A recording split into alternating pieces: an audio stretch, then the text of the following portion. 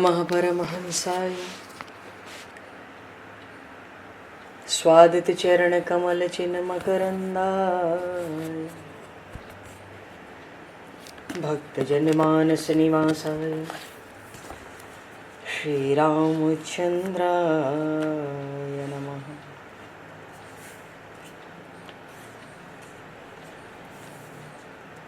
वंदे विदेहतनया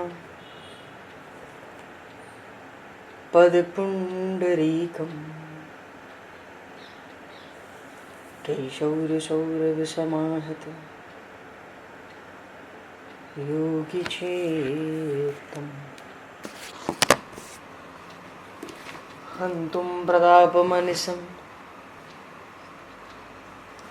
मुनिहंससेव्यं सन्मानशालिपरिपीत परागपुञ्जम्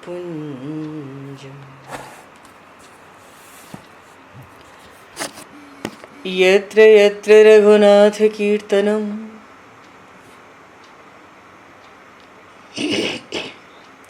तत्र तत्र कृतमस्तकाञ्जलिं बाष्पवारि परिपूर्णलोचनं मारुतं नमत राक्षसान्तकं कुन्द इंदुसमदेह उमारमण करुणायन जाहि दीन परनेह करहु कृपा मर्दन मयन।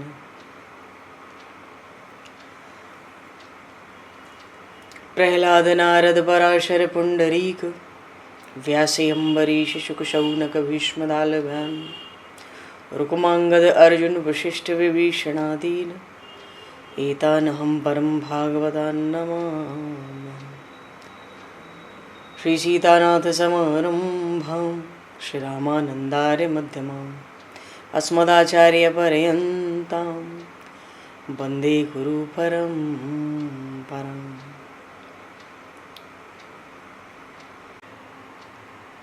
भक्त भक्ति भगवंत गुरु चतुर्नाम वपु एक तिनके पद वंदन के नाशहि विघ्न अनेक। श्री गुरु चरण सरोज रज निज मन मुकुर सुधार वरणो रघुवर विमल यश जोदायक फलचार। हरिशरण। गोविंद जय जय गोपाल जय जय राधारमण हरि गोविंद जय जय। श्री राम जय जय रसिकेश जय जय श्री राम जय जय रसिकेश जय। सीतारमण राम रघुनाथ जय राधारमण हरि गोविंद जय। गोविंद जय जय गोपाल जय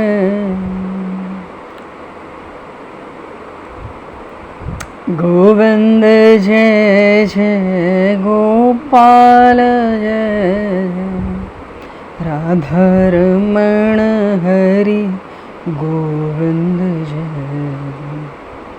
सीतारमण राम रघुनाथ जय सीतारमण राम रघुनाथ राधारमण हरि गोविंद जय जय। बोलिए श्याम रामचंद्र भगवान की संपूर्ण राम दरबार की। श्री गौरी शंकर भगवान की जय। श्री बांके बिहारी लाल की जय। श्री वृंदावन प्रेम धाम की जय। श्री पंढरीनाथ भगवान की जय। सब संतन की जय, सब भक्तन की जय, समस्त वैष्णवन की जय, समस्त पूर्वाचार्य चरणन की जय, समस्त संप्रदाचार्यन की जय। श्री सद्गुरुदेव भगवान की। गंगा मैया की जय, जमुना मैया की जय, सरजू मैया की जय, गौ माता की जय, तुलसी माता की जय, पृथ्वी माता की जय, काशी महारानी की जय। जय जय श्री सीताराम, जय जय श्री राधे श्याम। नमः पार्वती पते, हर हर महादेव। अनंत कोटि ब्रह्मांड नायक सर्वेश्वर पूर्ण परात्पर ब्रह्म, असंख्य कल्याण गुणगण निलय, भक्त वांछा कल्पतरु, शरणागत वत्सल भक्त वत्सल दीन बंधु दया सिंधु, भगवान श्री हरि की महती कृपा करुणा से शनिवन जी महाराज की परम पावन भावमयी सन्निधि में, महापुरुषों की भावमयी उपस्थिति में एवं आप सभी श्रद्धालु भक्त वैष्णवों की मंगल सन्निधि में मानव जीवन का सर्वोत्कृष्ट फल भगवत गुणगान, भगवत स्मरण का आनंद हम सभी इस संवत 2081 के श्रावण मास में भगवान श्री गौरी शंकर की असीम अनुकंपा से, प्रभु की असीम कृपा से इस श्रावण मास में भगवान शिव की महिमा का स्मरण चिंतन करते हुए आनंद लाभ प्राप्त करने जा रहे हैं। सर्वप्रथम आप सभी भक्तजनों के श्री चरणों में भगवत भाव से सादर वंदन, सादर नमन। आप सभी को भी यथा योग्य जय श्री राम, जय जय श्री राधे हरि शरणम, जय श्री राम जी की जय। श्री सीताराम।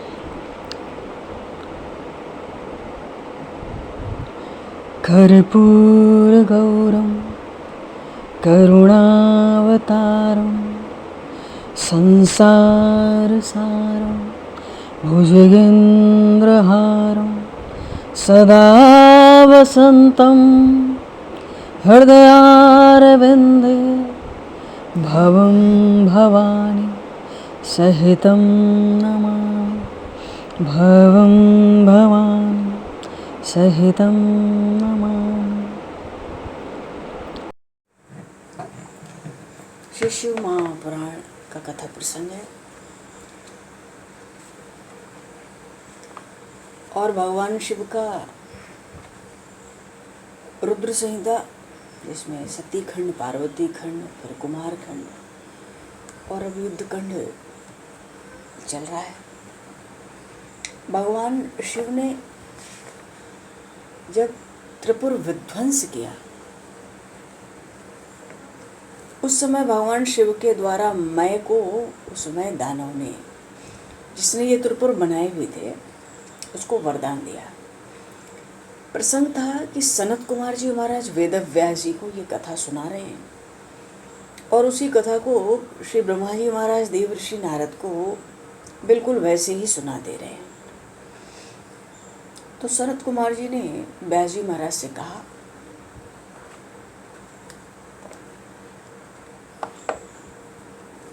कि मैं दानव बड़े प्रेम पूर्वक गदगद वाणी से भगवान शिव की स्तुति करने लगा था। दानवों का तो संहार हुआ, भगवान विष्णु के बाण से ही सब जलने लगे थे, उनके तीनों लोग भी जल रहे थे और असुर भी हाहाकार कर रहे थे और भगवान शिव के बाण से तो मानो भस्म से हो गए। ये सब बड़े मायावी थे, तारकासुर के तीनों पुत्र। तो मैं दानव प्रेम से गदगद होकर स्तुति करता, प्रभु प्रसन्न हुए। भगवान शिव तो आशुतोष हैं, वर मांगने को कहा। उसने कहा कि हे देव देव, यदि आप मुझ पर प्रसन्न हैं तो मुझे अपनी शाश्वती भक्ति प्रदान कीजिए। अब मुझ में कभी भी असुर भाव न रहे, हे नाथ मैं आपके शुभ भजन में मगन रहूं। भगवान महेश्वर प्रसन्न हो गए और बोले, और तुम मेरी आज्ञा से अपने परिवार सहित स्वर्गलोक से भी बढ़िया जो मनोहर वितल लोक है ना, वहाँ को जाओ। जैसे भगवान ने भगवान वामन ने राजा बलि को सूतल लोक में भेजा। इस मैदानों को भगवान शिव ने प्रसन्न होके वीतल लोक में भेजा। वो कहते हैं वहाँ जाके तुम निर्भय होके रहो। मैदानों को क्या था, प्रसन्न हुआ, प्रभु की आज्ञा स्वीकार किया, सबको प्रणाम किया, वितल लोक को चला गया। अच्छा, आगे के प्रसंग में जलंधर के वध की कथा है। व्यास जी ने सनत कुमार जी से कहा कि हे ब्राह्मण, मैंने सुना है कि पूर्व काल में भगवान शंकर जी ने महादैत्य जलंधर का वध किया था।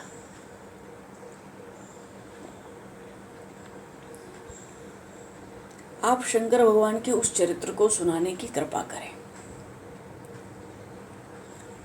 ये तो महामुनि है सनत कुमार जी, कथा सुनाते हैं कि एक बार बृहस्पति देवगुरु हैं और देवराज इंद्र भगवान शंकर जी के दर्शन के लिए कैलाश को गए।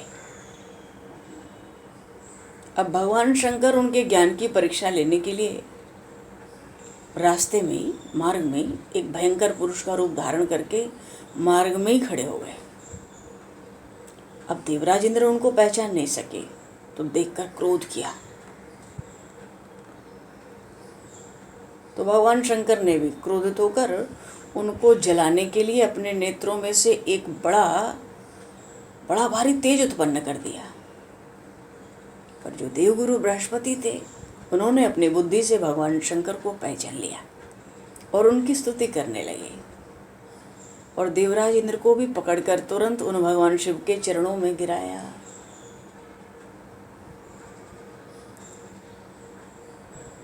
तब भगवान शिव ने प्रसन्न होकर, स्तुति से प्रसन्न होकर इंद्र की रक्षा करते हुए, क्योंकि उस देश से तो वो भस्म हो जाते कामदेव की तरह,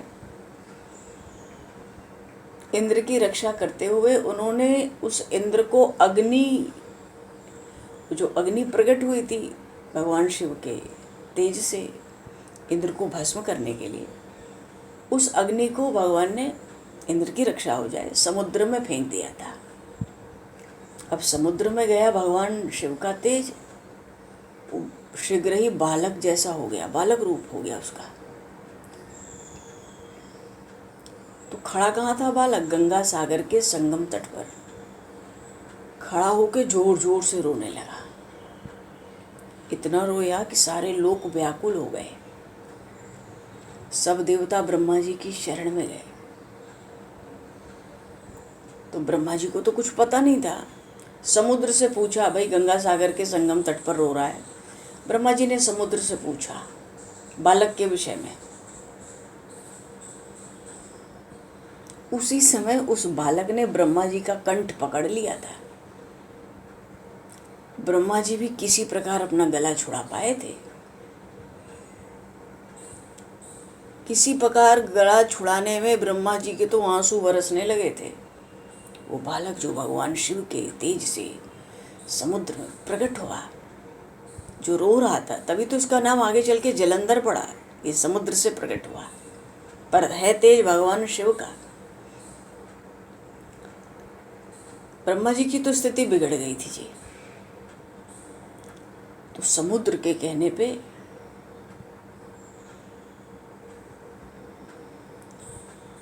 उस बालक का जो जातोक्त फल था ब्रह्मा जी ने सुनाया।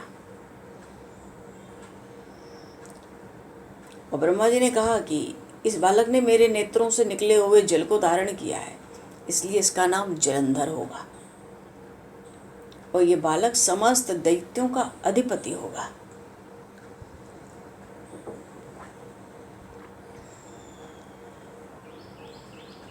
और उन रुद्रदेव को छोड़कर सभी प्राणियों से अबध्य होगा। अच्छा, इस घटने के बाद समुद्र के अनुरोध करने पर जो कालनेमी नाम का असुर था, उसने अपनी पुत्री वृंदा, जिनका आगे चल के एक नाम तुलसी भी हुआ, वृंदा का विवाह जलंधर से कर दिया था।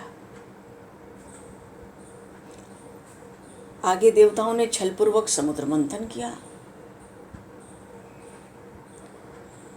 और देवताओं ने अमृत पी लिया, ये बात सुन के जलंधर को बहुत क्रोध हो गया था कि देवताओं को अमृत पिला दिया गया ना। बहुत क्रोध हुआ, स्वर्ग पहुंचा, देवराज इंद्र के साथ सब देवताओं को उसने जीत लिया। स्वर्ग की राजधानी जो अमरावती है, उस पर उसने अपना अधिकार कर लिया। अब जब देवता भागने लगे तो गरुड़ की पीठ पर सवारी करने वाले भगवान ऋषिकेश गरुड़ पर सवार होकर ही जलंधर से भयंकर युद्ध करने लगे।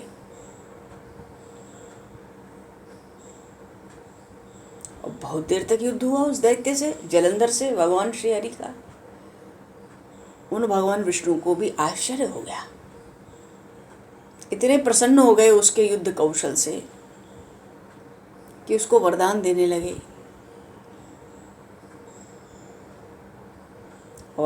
बहुत से वरदान दे दिए भगवान विष्णु ने, मारा नहीं वो। अब जलंधर, उसका परिणाम ये हुआ कि जलंधर धर्म के अनुसार शासन करने लगा। अब तो भाई धर्म का भी बल बढ़ गया। अब तो देवता व्याकुल हैं, क्योंकि भाई वो तो भगाए जा चुके हैं। जलंधर का अधिकार है अमरावती पर। तो देवता भाई भयभीत ही इधर उधर छिपके सुमेरु पर्वत की गुफाओं में समय काटते थे। भगवान शंकर के पास गए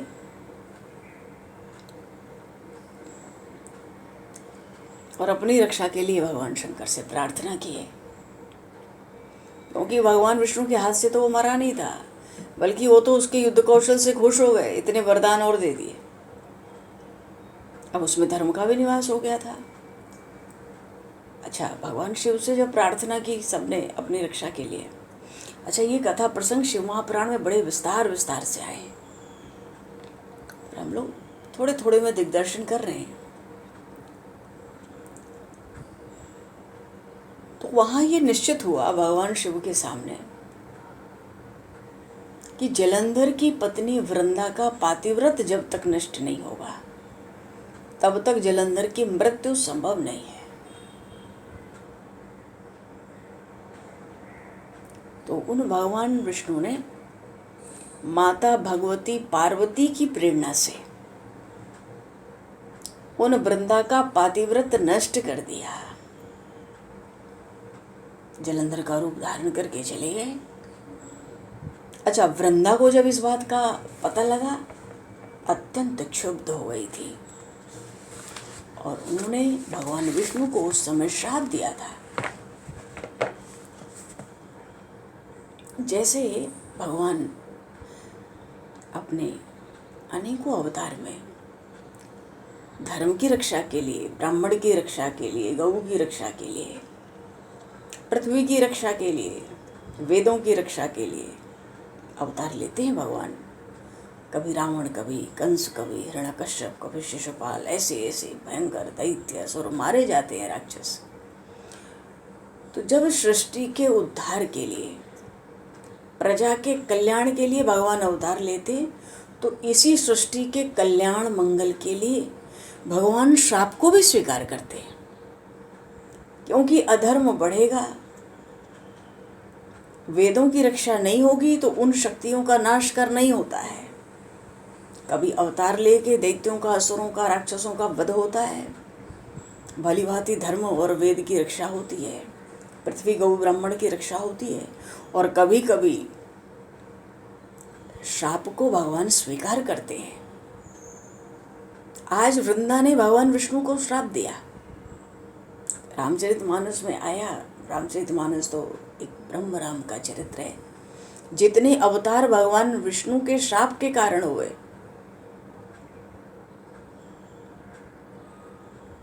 उसमें राम रूप से भगवान विष्णु, भगवान श्री हरि ही आए। अच्छा, श्राप दिया, और श्राप देकर वृंदा तो तुरंत ही अग्नि में प्रवेश हो गई। क्यों? जलंधर मारा गया, अग्नि में प्रवेश कर गई। उधर भगवान शंकर ने देवताओं का कार्य सिद्ध करने के लिए नारद जी को बुलाया। बुला लो नारद जी को।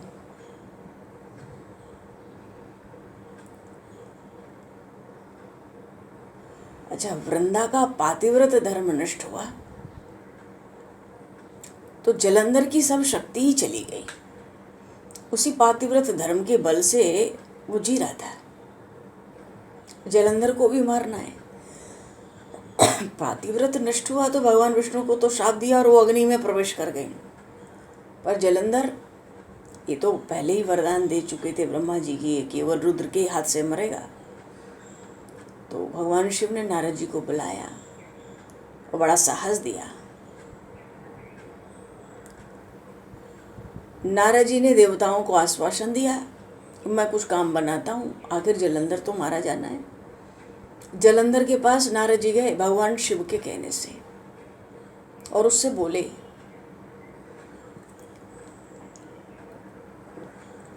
भाई जलंधर को भी तो पता पड़ जाए कि उसकी स्त्री प्रवेश कर चुकी है वृंदाग्नि में, तो 8 आना बल तो उसका ऐसे ही समाप्त हो जाएगा। उसको भी पता है पत्नी के पातिव्रत से वो जीता था, कोई देवता उसका कुछ नहीं बिगाड़ सकते, वो सबका बिगाड़ करता था।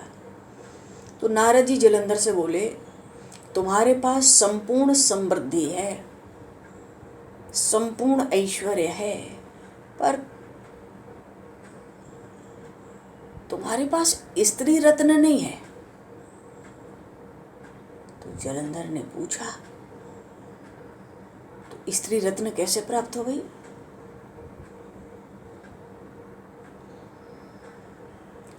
तो जलंधर के पूछने पे नारद जी ने बताया कि कैलाश पर्वत पर विश्व मोहिनी भगवती पार्वती है जो अत्यंत सुंदर है। जलंधर ने अपना एक दूत भेज दिया। उस दूत ने भगवान शिव से बातचीत की। उसकी बात से भगवान शंकर अत्यंत क्रुद्ध हो गए। मानो एक भेजा था नारद जी को भगवान शिव ने, तो ये सारी लीला के सूत्रधार तो भगवान शिव ही थे कि नारद जाओ उसको बताओ और ऐसी ऐसी लीला करवाओ, ऐसी योजना बनाओ कि मुझे उससे युद्ध करने का अवसर मिल जाए। अब बस भगवान शंकर ने जलंधर से युद्ध किया। बड़ा घोर युद्ध हुआ क्योंकि भगवान शिव का ही तो तेज था।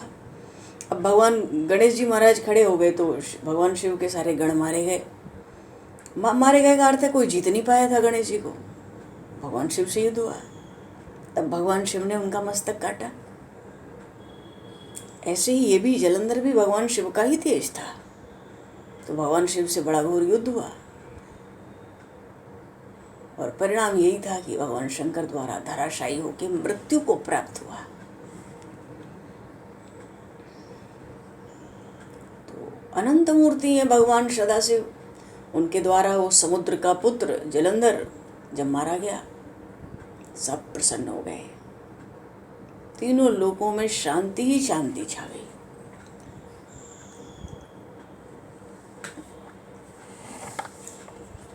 अच्छा, बोलिए श्री शंकर भगवान की जय। जलंधर बड़ा भयानक था, दुस्तर हो गया था, दारुण दुख देने वाला। भगवान शिव ने उसको समाप्त किया। आगे के प्रसंग में शंखचूड़ की कथा है।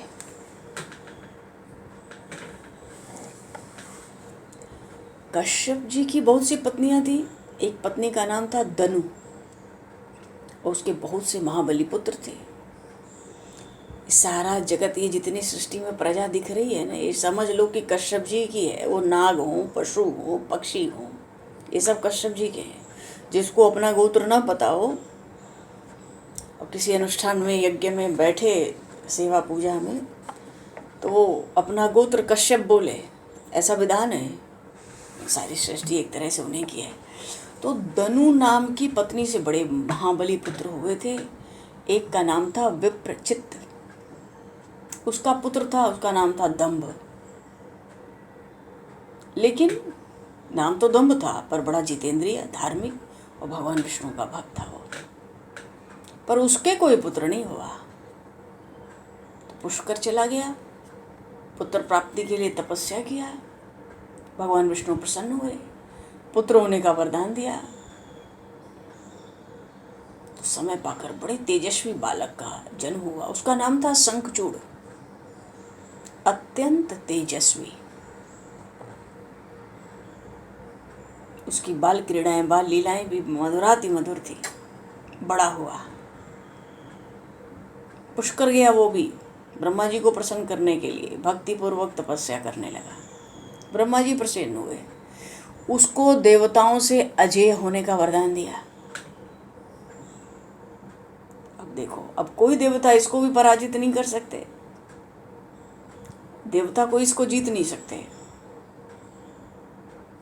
और इतना ही नहीं, ब्रह्मा जी ने उस शंखचूड़ से प्रसन्न होकर उसको दिव्य श्री कृष्ण कवच दिया। फिर ब्रह्मा जी ने उसे आज्ञा दी कि तुम बद्री बन जाओ, वही धर्मध्वज की कन्या के रूप में वही वृंदा प्रकट हुई है तुलसी, और वो सकाम भाव से तपस्या कर रही है, उनके साथ तुम्हारा विवाह होगा। शंखचूड़ पहुंचे, तुलसी तप कर रही थी, वार्तालाप हुआ, ब्रह्मा जी की आज्ञा से दोनों का गंधर्व विवाह हुआ। पीछे से शुक्राचार्य जी तो दैत्यों के गुरु हैं जी, शंखचूड़ का राज्याभिषेक कर दिया। अब तो उसने भाई सब लोग जीत लिए, क्योंकि ब्रह्मा जी ने पहले ही वरदान दिया था। देवताओं का सारा अधिकार छीन लिया। फिर देवता ब्रह्मा जी की शरण में, सब मिलकर भगवान विष्णु की स्तुति करने लगे। करें क्या?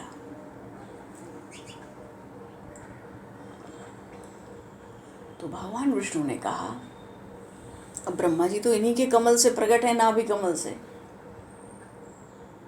भगवान विष्णु ने कहा, मैं तो शंखचूड़ का सारी बात उसकी जानता हूँ। क्या जानता हूँ? पूर्व जन्म में ये गोप था, गोलोक में मेरे ही रूप श्री कृष्ण रहते हैं, वही गोप। मानो गोलोक में भगवान श्री कृष्ण का सखा एक गोप, ये भी शाप के कारण ही शंखचूड़ हुआ है, तभी इसका विवाह तुलसी से हुआ है।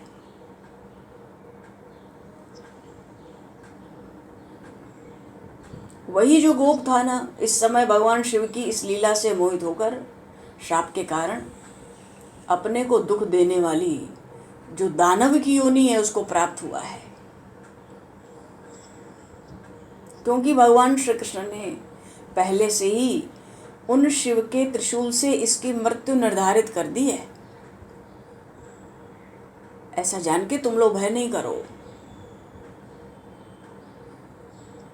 तो सब मिलकर शिवलोक में आए, भगवान विष्णु भी आए, भगवान शिव की स्तुति हुई। कहने लगे, आप तो दीन बंधु हो, हम सब दीन हैं, रक्षा करो। भाई शंखचूड़ ने कहीं कुछ नहीं छोड़ा, देवताओं के लिए पाई नहीं छोड़ी। और भगवान विष्णु को पता था इसका वध तो भगवान शंकर के हाथ होगा। तो भगवान शंकर ने भी सबको आश्वासन दे दिया, अपने अपने घर जाओ, अपने अपने स्थान लौटो, मैं निश्चय ही शंखचूड़ का वध कर डालूंगा। सब देवताओं को परम आनंद, और क्या चाहिए। इन महारुद्र भगवान शिव ने, गंधर्वों का जो राजा है ना, उसका नाम है चित्ररथ, उसी का नाम पुष्पदंत भी है। एकादशी महात्म्य में भी इसकी कथा आती है। भगवान शिव ने इस गंधर्व राज को दूत बनाकर शंखचूड़ के पास भेजा।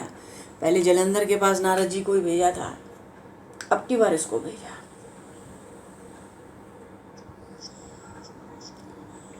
तो ऐसी लीला की भगवान शिव ने कि शंखचूड़ स्वयं कहने लगा उन पुष्पदंत से, जो भगवान शिव का दूत था। ऐसी वार्तालाप, ऐसी लीला सिखा देते हैं प्रभु, जैसे नारद जी ने जलंधर से कहा, तुम्हारे पास सब है, स्त्री रत्न नहीं है। कैलाश जी पहुंचा दिया, युद्ध हो गया।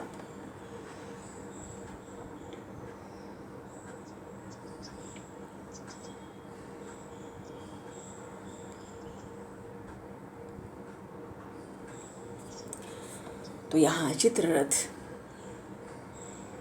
ने ऐसी बात की भगवान शिव के प्रेरणा से।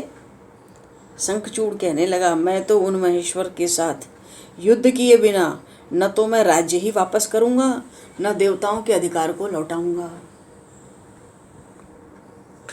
मुझे तो उनसे युद्ध करना है, खबर करो उनको जाके। अब पुष्पदंत गंधर्वों का राजा है, दूत बन के गया था भगवान शिव का।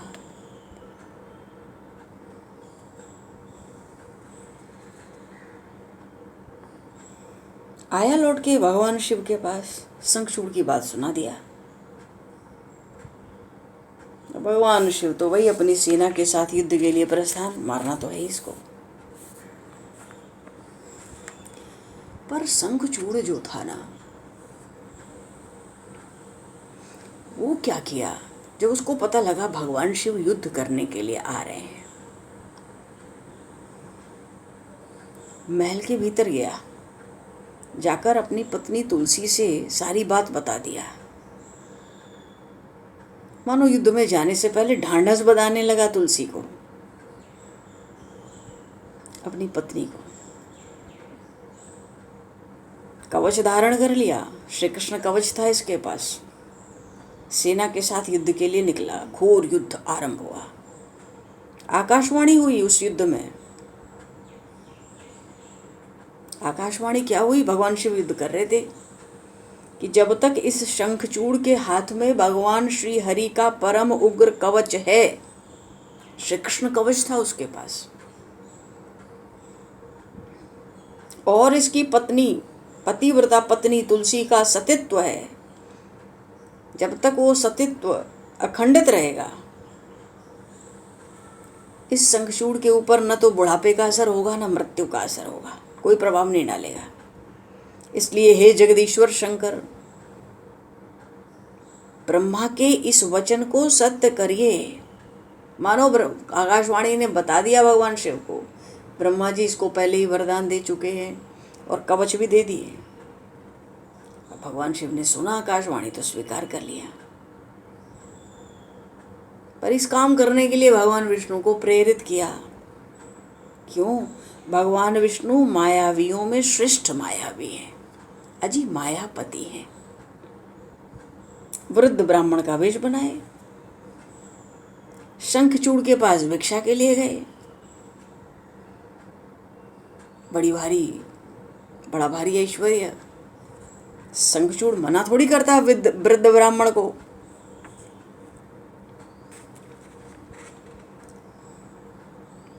और क्या मांगे? उससे कवच मांग लिया। तुम अपना ये श्री कृष्ण कवच मुझे दे दो। तो कवच वहां ले लिया, फिर शंखचूड़ का रूप धारण किया, फिर से श्री तुलसी के पास पहुंचे। देखो, भगवान विष्णु सबकी आत्मा है और इन तुलसी देवी के तो नित्य स्वामी हैं श्री हरि। मानो श्री हरि ने शंखचूड़ का रूप धारण करके उन श्री तुलसी देवी के शील का ही हरण कर लिया, तो पातिव्रत खंडित हुआ और शंखचूड़ से वृद्ध ब्राह्मण बन के कवच मांग लिए। दोनों काम बना दिए और भगवान शिव के पास आके सब बात सुना दिए। अब तो शंखचूड़ के वध के लिए भगवान ने अपना त्रिशूल, उद्दीप्त त्रिशूल, उस शंखचूड़ के ऊपर छोड़ दिया। भगवान शंकर ने छोड़ते ही, जैसे ही स्पर्श हुआ त्रिशूल का, वो शंखचूड़ राख के ढेर हो गया। बोलिए श्री शंकर भगवान की जय। ये भगवान शिव के शिव महापुराण में बड़े विलक्षण विलक्षण चरित्र हैं।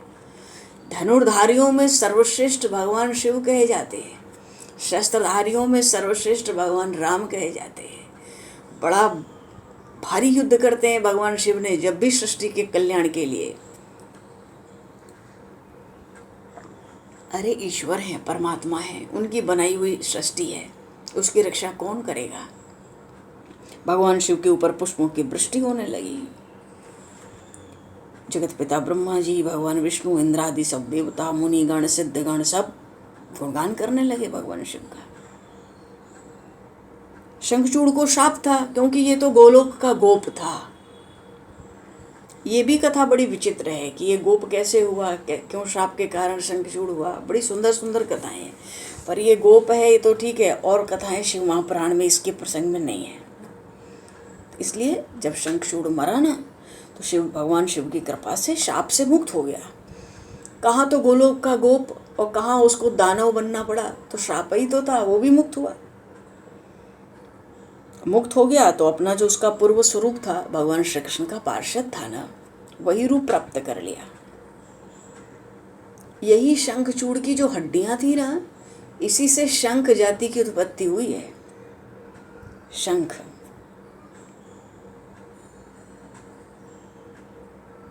तो शंख का जल भगवान शंकर के अतिरिक्त सब देवताओं के लिए बढ़िया माना जाता है। जब शंखचूड़ मरा तो भैया जगत में चारों ओर परम शांति। अच्छा, इसी प्रसंग में, आगे के प्रसंग में तुलसी देवी और भगवान शालिग्राम शिला का भी महात्मा वर्णन हुआ। क्योंकि भगवान श्री हरि ने जब उन तुलसी देवी के शील का हरण किया, तुलसी जी ने मन में संदेह होने पर यह समझ लिया कि ये साक्षात मायापति विष्णु हैं। लेकिन जब तक समझा उनका पातिव्रत नष्ट हो चुका था, इसलिए क्रोध में आकर उन्होंने तो सीधे शंखचूड़ का भले रूप बनाए थे, सीधे भगवान विष्णु को संबोधित करते हुए कहा कि हे विष्णु, चूंकि तुम पाषाण सदृश कठोर हो, दया से रहित हो, तो अब तुम मेरे शाप से पाषाण स्वरूप ही हो जाओ। पर कह के भी क्या होता, इतना उनको शोक था, बड़ा भारी विलाप करने लगी। उसी समय भगवान शंकर भक्तवत्सल प्रकट हुए थे। बोलिए श्री शंकर भगवान की जय। बहुत समझाया तुलसी जी को, समझाया, अरे तुमने जिस मनोरथ को लेकर तप किया था, ये तो उसी तपस्या का फल है। अब तुम इस शरीर को त्यागो और दिव्य देह धारण करो और श्रीहरि के साथ वैकुंठ में विहार करो। तुम्हारा ये शरीर जिसको तुम छोड़ दोगी अभी, नदी के रूप में बदल जाएगा और भारतवर्ष में पुण्य रूपा गंडकी के नाम से प्रसिद्ध होगा। तो तुलसी देवी तो भाई गंडकी नदी हो गई, और श्रीहरि भी तुम्हारे शाप के कारण पत्थर का रूप धारण करके भारतवर्ष में गंडकी नदी के जल में ही निवास करेंगे। ये शालिग्राम शिला के रूप में प्रकट होंगे। तो ये जो शालिग्राम शिला है, ये विष्णु रूपी है। भगवान शालिग्राम की कभी प्राण प्रतिष्ठा नहीं होती, वो खंडित हो जाए तो भी सेवा पूजा होती है, उनका विसर्जन नहीं होता। इतनी भारी महिमा। और तुलसी जी तो वृक्ष स्वरूपिणी, उनका तो समागम सदा ही अनुकूल और बहुत प्रकार के पुण्यों की वृद्धि करने वाला होता है। भगवान शिव ने प्रसन्न होकर उनके दुख को दूर करने के लिए बड़े सुंदर सुंदर उनको वरदान दिए, उनको सब रहस्य समझाया, लीला क्रम समझाया। और ये भी कहा भगवान शिव ने कि जो शालिग्राम शिला के ऊपर से तुलसी पत्र को दूर करेगा, उसको जन्मांतर में स्त्री वियोग की ही प्राप्ति होगी। जो मनुष्य शालिग्राम शिला, तुलसी और शंख को एकत्र रखेगा, मनो तुलसी और शंख को पास रखकर शालिग्राम शिला की जो रक्षा करता है, वो श्री हरि का अत्यंत प्यारा होता है। बोलिए श्री शंकर भगवान की जय। भगवान शालिग्राम की सेवा की महिमा का आर पार नहीं है शास्त्रों में, पुराणों में। भगवान शालिग्राम की सेवा की फलस्तुतियों से पुराण भरे पड़े हैं। भगवान शालिग्राम गंडकी नदी में सहज ही लुढ़कते रहते हैं, जैसे नर्मदा नदी में शिवलिंग प्रकट होते हैं, सहज लुढ़कते रहते हैं। ऐसे ही गंडकी नदी जो तुलसी स्वरूपा है, वहाँ भगवान विष्णु शालिग्राम रूप से, पाषाण रूप से लुढ़कते ही रहते। अरे पुराणों में तो यहाँ तक लिखा है, इस सृष्टि में जितने वैष्णव होते हैं, क्योंकि वैष्णवों को शालिग्राम सेवा करनी ही चाहिए, तो जितने वैष्णव बनते चले जाते ना, उतने शालिग्राम अपने आप गंडकी में प्रकट होते चले जाते हैं। इस निमित्त की हर वैष्णव के पास एक शालिग्राम होना ही चाहिए। तो जितने वैष्णव सृष्टि में होंगे उतने शालिग्राम बढ़ते रहेंगे। बोलिए श्री शालिग्राम भगवान की जय। ऐसा बड़ा भारी महात्मा। बोलिए श्री तुलसी मैया की जय, श्री गौरी शंकर भगवान की जय। भगवान आगे के प्रसंग में, अब युद्धखंड में ज़्यादा कुछ नहीं है। अंधकासुर की कथा है और बाणासुर और भगवान शिव की कृपा का प्रसंग है। गजासुर का वध है। आगे शतरुद्र संहिता है। रुद्र संहिता इसके साथ ही समाप्त हो जाएगी। 7 संहिताएं हैं, इसी का बड़ा भारी विस्तार है। ये दूसरी संहिता है जो रुद्र संहिता। चलो जी, अभी तो भगवान समय को दृष्टिगत करते हुए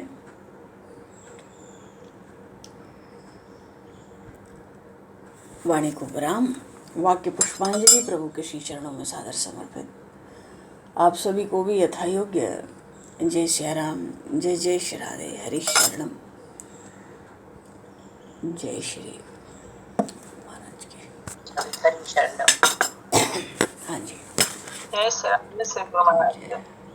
हर हर महादेव।